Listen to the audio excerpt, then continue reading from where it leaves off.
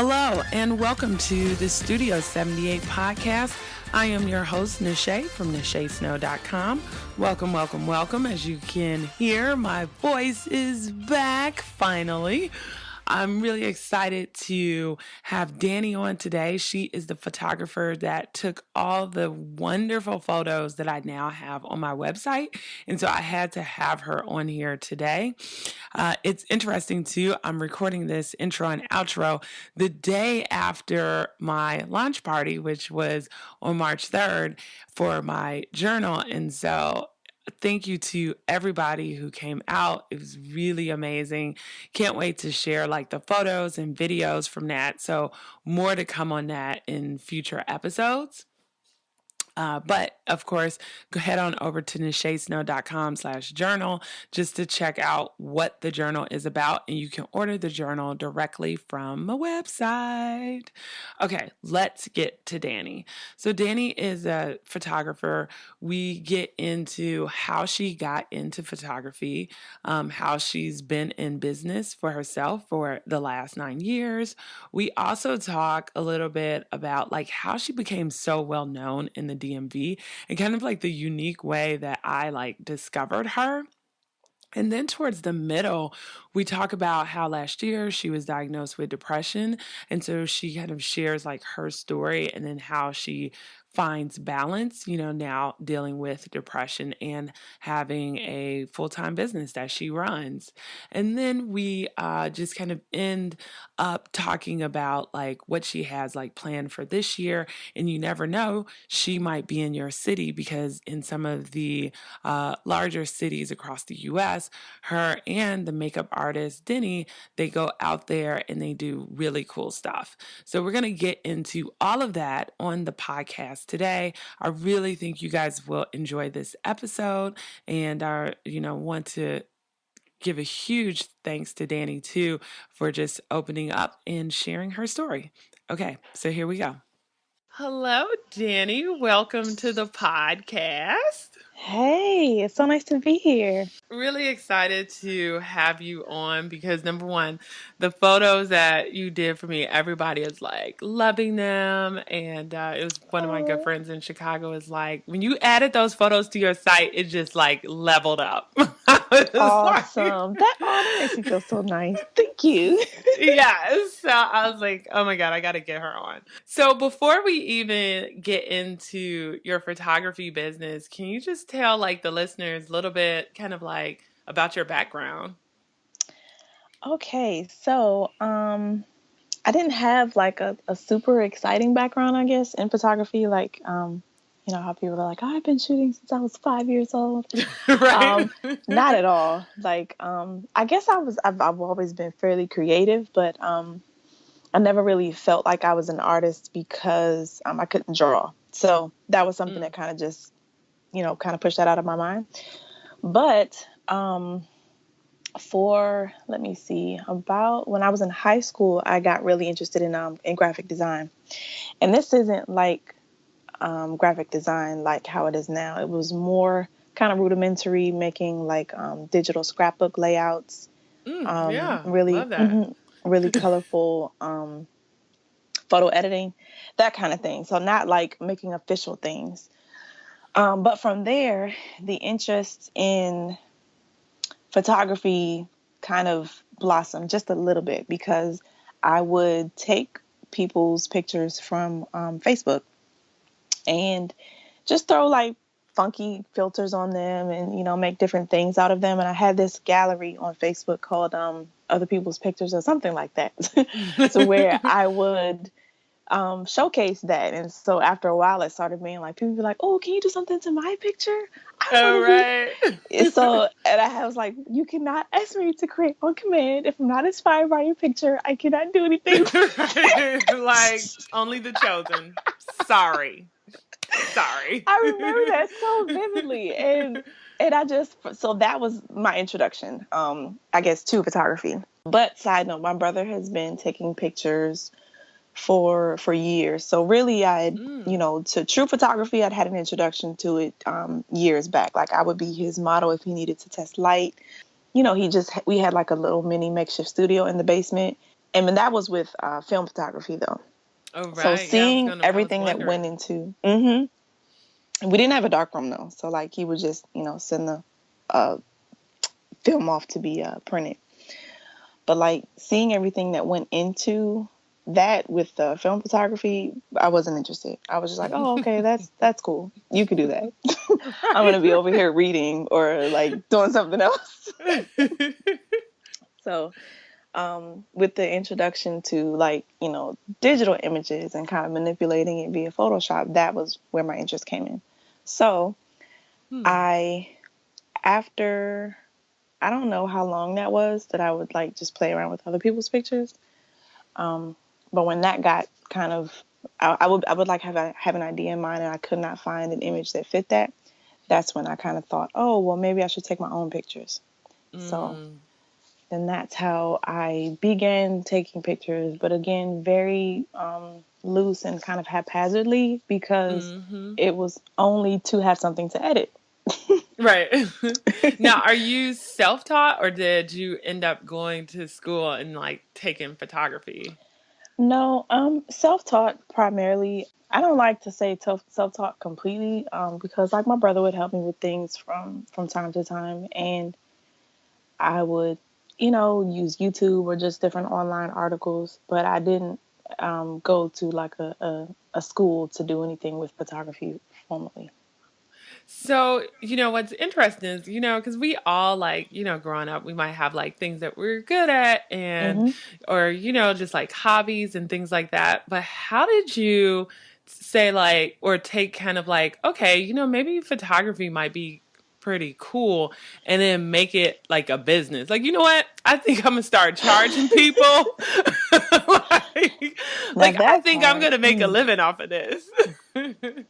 Now let me tell you, that part was very. I don't even know. Like that definitely did not just was not just something that I woke up one day and was like, I should charge for this. It took me a long time to consider myself and even call myself a photographer. Mm. Because I deal, even still now, dealing with imposter syndrome and is this really worth it? And I don't know. Mm-hmm. Um, I don't remember when the shift happened, but I remember, I was working full time doing admin work, and on the side, people that knew I took pictures, I would take pictures for like families and different things like that. So it was something that I was interested in, but not something that I wanted to do full time. Mm. I was laid off from my job in 2009, I think. I think it was 2009. Um, and about that time, it was hard to find something else. Like the recession was, in full swing, and Mm-hmm. it was hard to find something. So I made the decision to do a little bit more with my photography until I found something else. Literally, that was the goal. It was not to make it a business.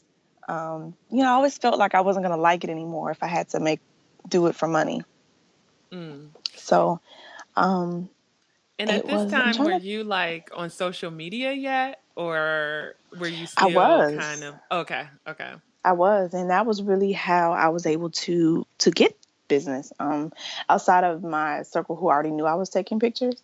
Mm-hmm. Um, that was, and this is, oh, I really do miss those days of social media because before the kind of paid to be seen way it is now, it was very organic, Right. Yeah. So yeah, like that was super integral to the growth of my business early on, because that was all I did, just shared what I did, and people liked it, and then I got more business. And then they're um, sharing it, and right. hmm And so you're like doing this and you're just like, oh, okay, people are like paying me. So, hmm during this recession. And was it that it began to pick up so much that you were like, oh, well, maybe I could, make this a full time thing? Or Yep. was it like maybe a few years before you were like, okay, I'm going to fully commit to like defini photography? It was a little bit of both. A little bit of both because that I had severance during that time, which was awesome because I didn't Mm, feel the crunch of like, oh, well, this isn't really doing what I needed to do monetarily. I was like, mm, oh, this is cool. yeah, this Right. is great. Right. I mean, but that's like huge, right? Because like if you didn't Hmm. have like a dime to your name, like Yes. that could have changed things a little bit. Oh, Yeah. absolutely. I know it would have changed things. I don't know, and I'm sure things would not be where they are now. If I had to feel, the stress of not making it, because you don't make very much money when you get started. And Right. especially with creative ventures. It kind of takes a minute for that buzz to build. Mm-hmm. Um, but yeah, so it was a little bit of both. So what happened is, I'm trying to think if I remember how long. It might have been about a year or two, because I was still looking. But because I was being kept busy by the photography, I just kind of had a thought, well, maybe this might work. And literally kind of, not completely the rest is history, but kind of, because from that point, I kind of made the mental switch to, all right, well, let me try to figure this out and try to see if I can make more here, because I am currently working here as opposed Mm-hmm. to me trying to find and fit into a new place. And how did you discover like your style, right? Because you have Hmm. like your unique style. Like how did you figure out like, okay, this is, kind of my brand and this is what I'm going to like, market to the world? Did it take you a while to figure that out? It took me maybe about 4 to 5 years, I guess. Mm, Totally. Like I remember, let me think. Okay, so this September is going to be 9 years um, mm. of definitive photography. Wow. So I know, right? It's crazy. It does not even seem that long. That's But huge. You're yeah, not almost on a decade. I am. I'm so like I feel like I need to do something cool for a decade, but I don't think I'm very cool. So You got to do I don't know what something it's gonna like be. a party, like something. That does sound fun. I got to start thinking about that, because it's not gonna happen on the 10th year. Like I got to start planning for it now. Yeah, you do. All right. Well, let me file that in the file cabinet. Right. You're gonna leave the podcast interview with like a to-do list. Right. Oh Lord, I wasn't ready for this, Nishay. I wasn't ready. Right. Wait, hold on. Repeat your question again. That is completely just I know. lost my I train of just thought. totally like yes. So it was just about finding your style. Like, how did you find it, and how long did it take you Right. to find it? Right. Okay. So yeah, about 4 to 5 years. I was initially still very editing, or yeah, I guess I can say that, heavy on the editing, because that's kind of where I got started. So there was a very heavy graphic element in my photos. I would do like, different colors of editing. So sometimes your skin tone might be a little funky, because I would think that picture was needed to be a little bit more blue, like bluish tones or purples or Hmm. whatever. So I was playing around with a lot of like Photoshop actions and Lightroom presets and things like that that would just give the picture a funky look. And I was like, oh, okay, that's cool. So over time, the more I shot, the more I realized, well, maybe I don't want to do as much editing. And then Mm. that's when I started to really pay attention to the light, to my camera settings, to trying not to have to do so much trial and error. Um, Hmm. but again, that came with practice, because I didn't have a formal training in that. It was just something that I learned the more I did. And I was like, oh, right, I can do that. Okay, Right. yeah, that works. That's all right. um, and so from there, once I was able to develop a little bit of consistency, that was my thing. Consistency has always been my thing. Before I was able to guarantee a consistent product, I didn't want to call Mm. myself a photographer. But then when I saw that I was able to kind of at the basic level, at least where I was at that time, able to guarantee that you'll get some nice pictures from me, then I felt comfortable calling myself a photographer. So And I know part of your style too, and I'm going to have her on the podcast also, yeah. is having like the same makeup artist, right? Hmm. For all of your shoots if possible. And so, what Right. was kind of like the thought and kind of like, how did you find her? Yep. She actually found me. I was doing a photo shoot with one of her former neighbors, and she asked her to do her makeup for the shoot. And so Danny always likes to tell the story. Well, she will tell the story better than I will, but she always likes to tell that she did the makeup and she's thinking it's gonna be like some little rinky dink shoot, or like, okay, sure, whatever, I'll do your makeup. And then when she saw the picture, she was like, oh my gosh, who is this? And she said she stalked me for a little bit. And I don't know how long that little bit was, though. I don't remember. And so then I think I had done like a Q&A session online, and one of the questions she asked was if I would work with other makeup artists, because I was working with another makeup artist at the time. And I was like, oh yeah, absolutely. Cause I'm not exclusive in that sense. I just like, if you have excellent work, fairly clean to go with my style. Mm-hmm. And if you are like your availability, so we ended up doing, I think a couple shoots, like kind of almost right away. And like, we just clicked from the moment we met. It was like we knew each other for years. And I think it's been about 5 or 6 years that we've been to work. This year will be 6 years, I think, that we've been working together. Yeah, I mean, you guys have amazing rapport too, It's like you guys, like, it's like, they're like a team, like it feels like a team, right? And so me as like, so for the listeners out there, like, I really do not like getting my picture taken. I don't like putting makeup on. Okay, I'm like plain Jane girl. Let me take a picture or video of you, but I don't want it done to me. But when I got there, I felt like at ease a little bit, and even with her, I'm like, okay, I'm not really a makeup person. She took that into consideration, and then you, like right after she was finished, I really just kind of like felt at ease. So I thought that you guys were a really good team, and I think you do a really good job too of just like setting the mood to make sure that the person is comfortable, so you could get some quality shots. Yeah, that means a lot. Thank you. And like kind of piggybacking on that, like I really really really appreciate that my client feedback, for the most part, well, fairly consistently, is one that they are really comfortable, because that's so important to me in my developing my style, just kind of with clean imagery and genuine expressions. Like, that is a corner piece of being able to capture that, having my client be comfortable, not feeling awkward. If it looks like they're awkward, we got to work through that so that your pictures don't look awkward. Like, right, all of it, Yeah. But yeah, thank you. And then I'm curious too, like, because of course, there are people out there, in different businesses. Some might be like, people wanting to start a photography business, or like some other type of creative business.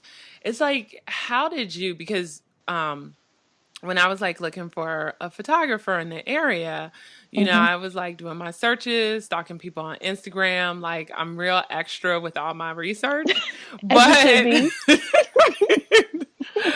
but every time, like, it would kind of like lead back to you. Like, I had just met someone, and I was like, yeah, I'm looking for a photographer. And she was like, I forgot how she heard of you, but she was like, you might want to check out Finney. And then I think I told you, like, I interviewed another photographer in Jersey, and she's like, and I saw that she listed you as one of the recommended photographers in the USA. And I was like, huh, that's weird.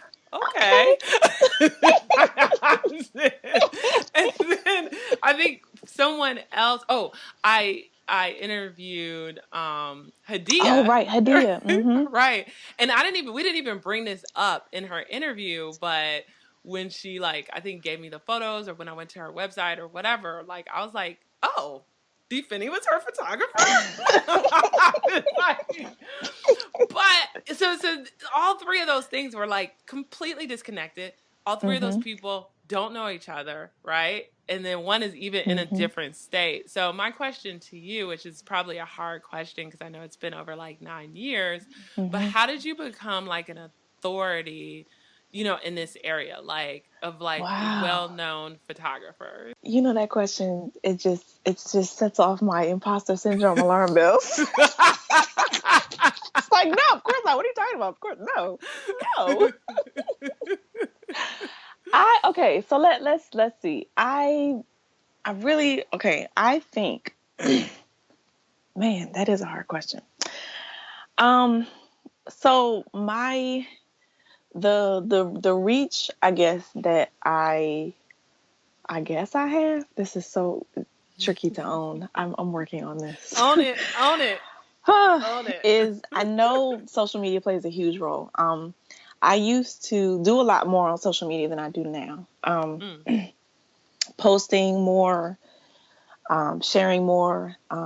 As a result, getting seen more, because this was kind of before all of these different algorithm changes happened and, Mm-hmm. kind of get buried.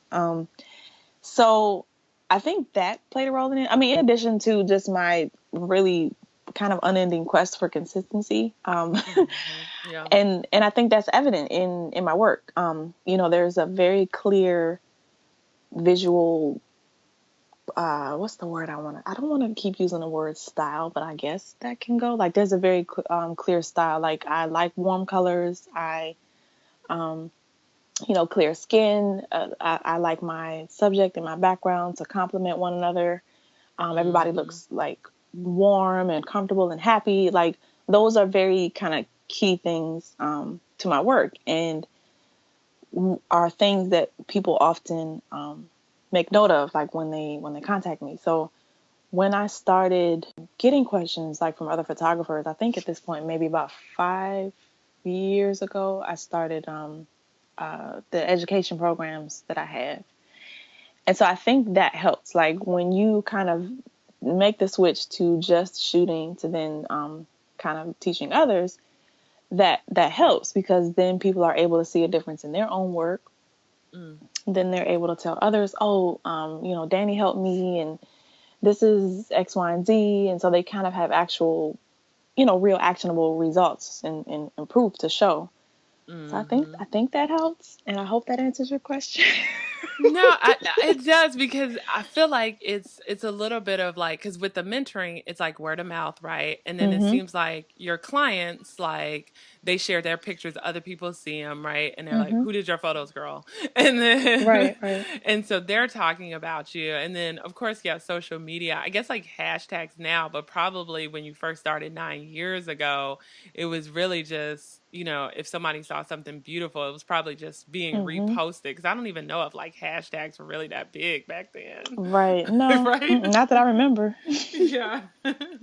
So no, that really makes sense, because it seems like photography, I mean, even though social is great, it Mhm. is really like more of a word of mouth business. Like, it's Yeah. your reputation that helps you get more business. Absolutely. Because I feel like even with you doing your research with the different businesses that you may have come across, what ended up leading you back was those actual in-person recommendations Mhm. that you got from people. So yeah, I totally get that, because you don't know somebody's personality just by looking at their work. You can look at their work and then you hear from somebody else, oh, they're a jerk, and you're like, oh, okay, cool. Right. Won't be working with them. Right. And then too, I feel like it's a little bit of kind of like authenticity too, because like over the years you've built up like a large following like on social Hmm. media. So people who are listening, she's got I think like over 15,000, people who are like, we want to see more photos. And so, but I noticed like when you post things, like it's just not photos. Sometimes you're telling like stories, or you're being Hmm. very personal too. Like, I remember I forgot the hashtag. I think it was like talk about uncomfortable things or something, but Yes. it's Hmm. kind of like you were really kind of telling people like how you were feeling. So how do Hmm. you balance, because I think that authenticity piece like is what kind of draws people to you too, but Hmm. how do you, I guess, what's the question I want to ask is like, what made you decide to like be vulnerable, I guess, on social media? You know what I'm saying? Because sometimes Hmm. people are afraid to share that they're tired or they're having like a crazy week, but you are like, look, this is not going great. Right.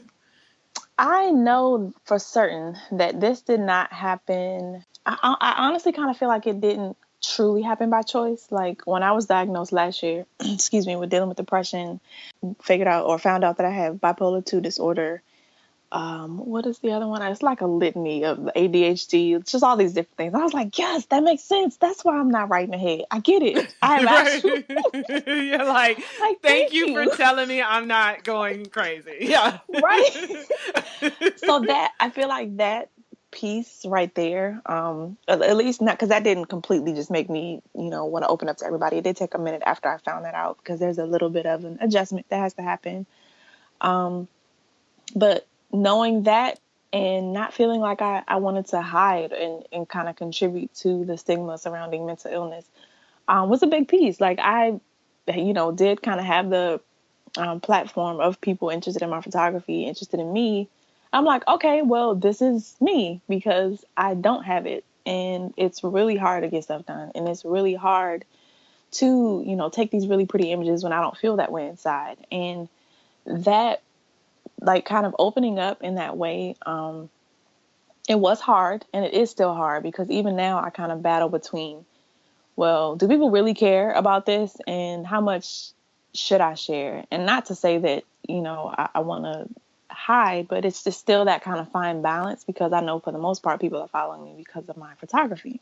But I do know that people appreciate transparency, because when I did open up, like that first blog post that I did about this, it got so much feedback, and I was not prepared. I was not prepared at all.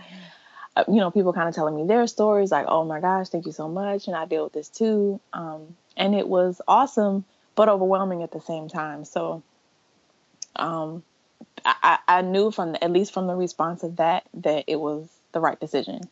So yeah, I like real people, and other people like real people. So no need in faking, Yeah, it's just be real. What's interesting, I have one of my very best friends. She's been on the podcast before, and I'll definitely link to her episode in the show notes.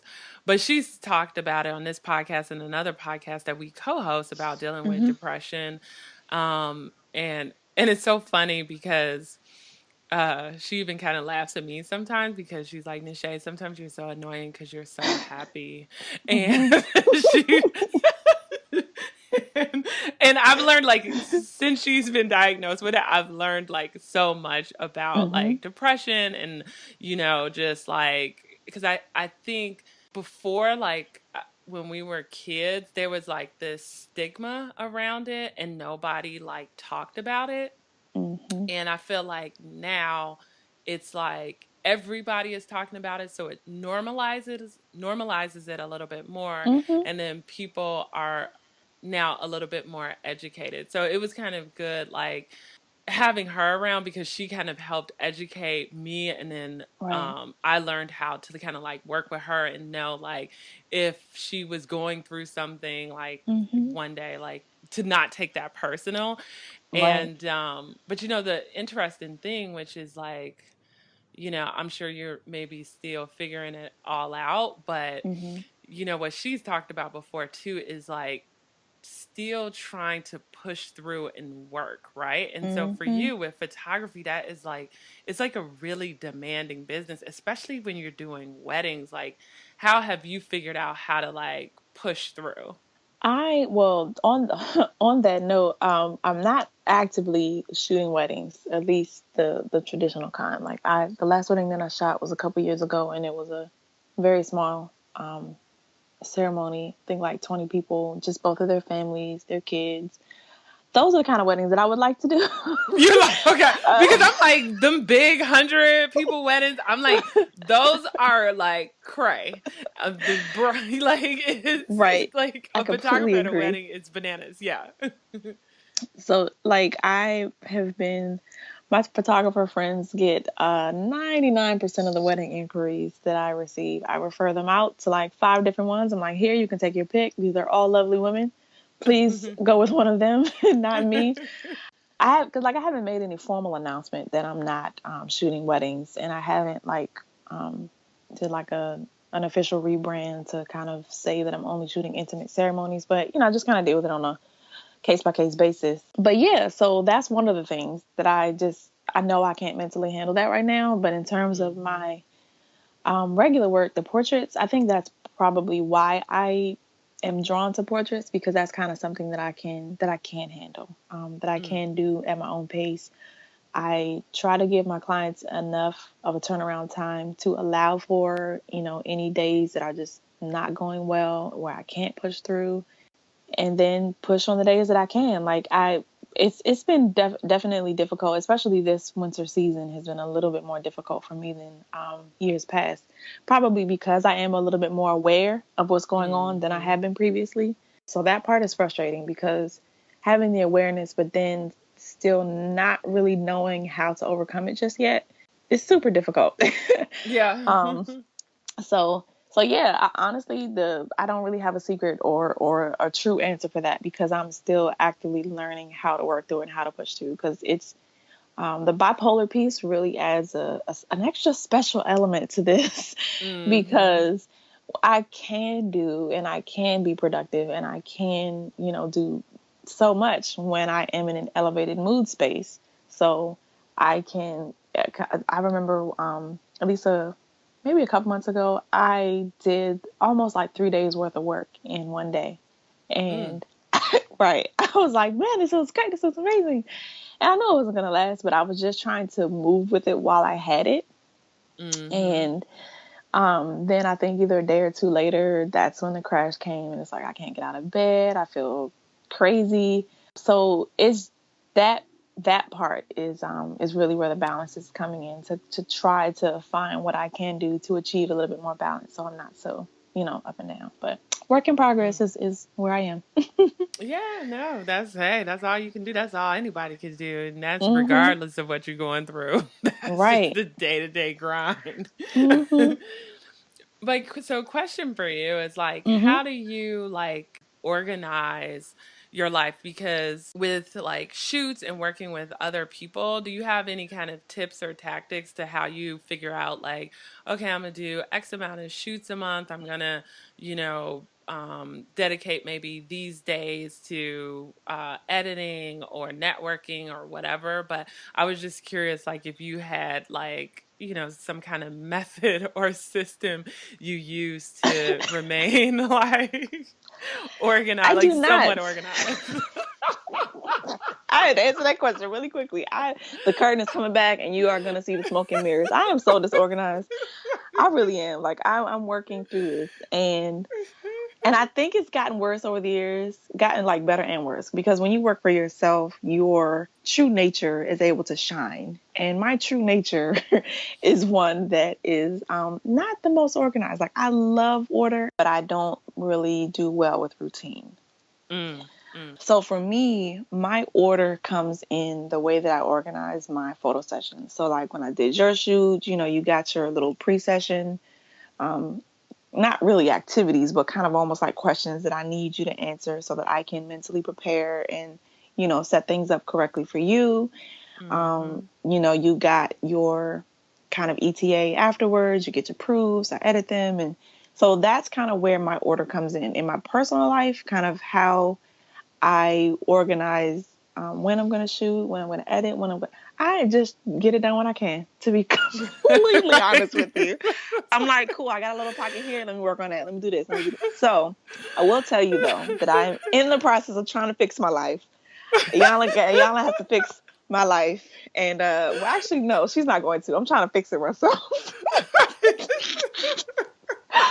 I'm working with a lovely I'm not sure what her title is, but her name is Robbie, and I'm working with her, and she is helping me on the back end to be able to automate things. And I mm. cannot wait because I know that it's going to be a cornerstone of my getting my life together. Oh no, like so not like just a virtual assistant, but one of those. I forgot their like. I think there's a name, but like Right. they're system people. Like That's I don't it. know what you That's would call. it. Because I Yeah, don't recall yeah, her title either, but you absolutely have it. So yeah. she set me up, it actually we went through the whole process because like I initially didn't think I had a workflow because of my kind of haphazardness, but I do have a workflow. It's just very manual. Like it's because I got started in this business almost 9 years ago. A lot of the systems that are in place now weren't there when I started. And Mm, so it's kind of like I just got into this mode of operating that's not the most efficient now. mm, And so mm-hmm. she is working through, got me like a client management software. She's gonna set it up for me. Just I'm excited to implement that because I know that will help and kind of help free up mental space and really be able to help me organize elsewhere. Kind of start small and it'll branch out. That's kind of No, where I'm systems headed. are the key. Mhm. Systems are the key, especially now. I don't know if because I remember seeing it on your site, but that you kind of travel. So do you Yes. so yeah, tell me about that because maybe somebody sees your photos now and they know you're based in DC and they're like, "Oh, bummer." So how does that right? So how does that work? So I have different areas in the U.S. that I travel to. I would say annually. It's not always the same places every year. I think the only place that I go every year consistently is Atlanta. But yeah, I pretty much base my travel on where there are clusters of interest. And so Mm, that for me makes sense because I know everybody can't afford to come to DC. But if there's enough interest there, that's fine. I don't mind traveling. And while I'm traveling, I offer mentoring and photo sessions. So the cities coming up are Atlanta in March, Houston in April, and Chicago in May. yeah, that's So, genius though. yeah. Because And if it, you and have like enough people, it's just then it's worth that trip, right? absolutely, Yeah. absolutely. And I think I started back in 2013, and I think we just did one city that year, which was Atlanta, and the turnout was pretty good. And then from there, I was like, okay, maybe this might be doable. Um, I kind of began teaching more, and those group sessions that I offer when I travel are really kind of what is the drawing point because regardless of like what the weather is or what's going on, if it's a photographer that wants to do more for their business, they're going to want to come regardless. It doesn't matter what, Hmm. what the weather or what's going on. They want to get that information so that they can begin implementing that for their businesses. So Yeah. it's exciting. And I'm telling you, like, social media has been the backbone of of my business growth. I say up until now because it's really kind of, I've just said before about how it's changed. Right. So now I'm trying to think, okay, well, how can I market now and how can I do things differently now to reach the people that need it as opposed to before with social media? It's kind of just whoever sees it. And I think what people struggle with too is like, so for you, you've been in business for 9 years, so you've been Mhm. building this large following for years. And Mhm. so now it's like the game has changed a little bit. So if somebody decided to start a Facebook, Instagram, and Twitter today, Right. it's different, like, trying to attract those followers, attract the Mhm. audience because it's so noisy out here now. That's the correct word. Mhm. It's so noisy. And so I don't know if you have any advice because of course I know you've been at this for a while of like Mhm. things that you try to do now since things have changed to attract like new people and new followers to find out Mhm. about you and learn about your services. Um, Not really. That's not the best answer, but because I am actively like working it. Like I feel like if you come back a couple months later, then I can have an answer for you. But I absolutely feel the pain of like new photographers or new businesses because when I kind of stepped back from social media a bit a couple years back. When I was dealing with the my depression diagnosis and all of that, like my kind of my activity on social media has increased only fairly recently.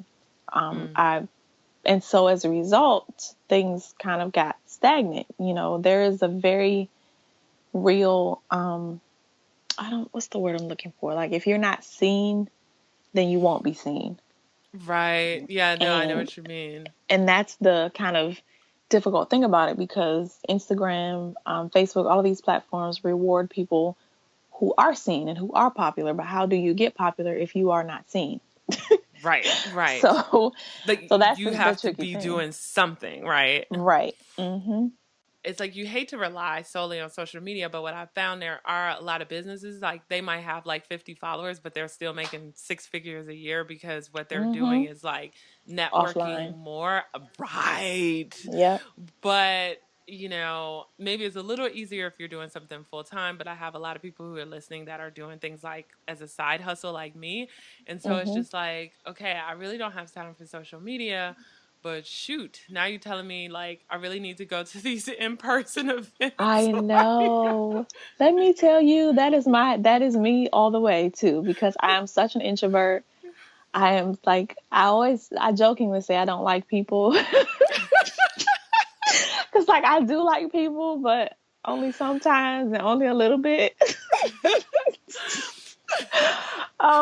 But yeah, no, like that's me. Like I have an event. I'm not. I have to. I chose to. I am going to.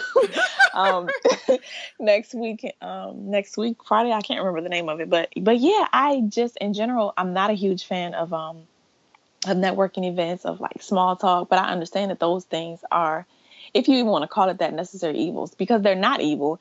For me, it takes a lot, because it's like I'm already dealing with a lot of what's going on inside. And so to deal with more people feels overwhelming, but I understand it's Right. necessary for business. So that's kind of what I'm going to have to start trying to push my comfortability to the side just a bit. Mm-hmm. um, to do what's necessary. But yeah, that's absolutely what you said is it. Like, I know it's difficult, especially for people that are doing it on the side. But you cannot rely solely on social media for the growth of your business any longer. Yeah. Yeah, that's just the fact. It kind of became a slowly introduced fact, but it's like a true Mm-hmm. fact now. No, I completely agree. And before I go to the wrap up questions, I just have one more Mhm. question. And what a lot of people struggle with is pricing. So a Mhm. lot of times people like really undersell themselves, which hurts the industry in general for whoever you Mhm. are. And so, how did you get comfortable with like pricing what you felt was your, what your worth was, or is rather? That's something that I feel like just took time as well. So when I started, it was super low, much like everybody else. When I realized that I was giving more than what I was being paid for, I started looking around kind of at what other photographers in my skill level, I guess, were charging, because I didn't want to look at people who were like way better than me and try to charge what they were charging, because I knew that wasn't, kind of accurate for me. Mm-hmm. So I kind of gauged it off of that, but that's not the best way to go about it. You should be doing the whole costs, like how much your cost of business and how, yeah, that wasn't the correct way to go about it. But in terms of kind of learning my worth and being okay with it, like it takes a lot. But I will say that when you do start to price yourself higher and kind of price yourself out of certain people's ranges, like that's not going to be your goal. Your goal is not going to be like, oh, well, I don't want X, Y, and Z to be able to afford me, so I'm going to price myself Right. out of their, but it just happens by default that when you raise your prices, you are going to be now priced out of some people's price ranges. Right. That for me just kind of helped me to be able to know who was and who wasn't my client by something not only based on price, but Mm-hmm. by default, you start to not have to deal with the same kind of nickels and dimers, Yeah. because they look at that and they're like, oh, well, I'm not paying that. Great. Well, there's somebody else out there for you. Right. Versus people who look at that and be like, oh, I really love and appreciate her work. I like what she does. I really think that she can, bring my images to life or my family's images to life, and I will pay her what she's worth. Um, Mm-hmm. it's just something that takes time. I really feel like I didn't answer that question. But No, no, no. You answered it perfectly because okay. I completely understand what you're talking about because I used to do graphic design and web design. I don't do it anymore only because it's like a gift that keeps on giving. So, because with Mm-hmm. web design, people always come back to you. Can you update this? Can you update that? I was like, I Right. can't even do it anymore. But when I was doing it, initially I started off with really low prices, but those were always the folks that were like, they kept asking for stuff. And it was like, oh Mm-hmm. my God, you got this virtually for free. Right. And And you then want to get everything for free. oh, everything. It was like everything. And it's like, you didn't even really pay anything for this logo. And Mm-hmm. then But when I got more comfortable and I got more skilled, I started saying like, oh, sorry, yeah, that website is going to be several $1,000s. And Right. then that weeded out people that weren't serious. And you right, Mm-hmm. like the people that would nickel and dime you. And I got people that were just like, no, I need like an amazing website. I love your work. I'm willing to pay for it because I know I'm going to get it on time and I'm going to get what I Boom. want. So, yeah. So That's I it. totally, yeah. And that level of comfortability that you mentioned is important as well, because I think when you honestly, it kind of, for me, and maybe this is like this for other people, that you'll just flat out get tired of dealing with those people who are going to keep nickeling and diming you, and Mm-hmm. you're charging so little, and then it's like you're not happy with what you're doing anymore because you realize you're getting paid in wooden pennies, and you realize you're doing Right. all this work, and you're like, I hate this. I don't want to do this no more. So it's Because like when you're you gonna do kind the of burn math, yourself you out. making $5 an hour, right? Right. Yeah. So you don't want to do that. So just a couple of wrap up questions. Hmm. Have you discovered your passion? It doesn't have to be photography. And if so, what is it? And if not, what are you doing to discover it? So I think I have, at least for right now, because I feel like I am a believer that, your passion kind of can and does change over the Mm-hmm. course of your life. But for right now, like I feel really happy when I am doing my photography. So it is not just the photography in and of itself, the, creation of images and finding the light, even though those things all, I enjoy all of those things. The biggest thing for me is really kind of helping people to see themselves in a better light than maybe they have seen themselves previously. Because Mm. that's one thing that I hear often, and that I really enjoy that. Being able to, and primarily women, because I do work mostly with women, and at Mm-hmm. least those are the ones that are kind of more having to deal with like kind of image issues. I know guys do too, but not to the same extent. Mm-hmm.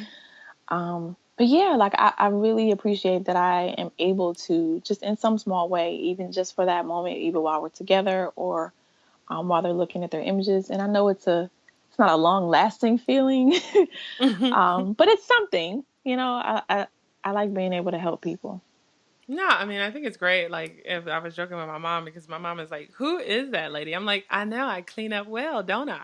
But these are, and it was like, and she's like, "I love these photos. Give me all of them." I'm like, "Okay, Aw, mom." that's awesome.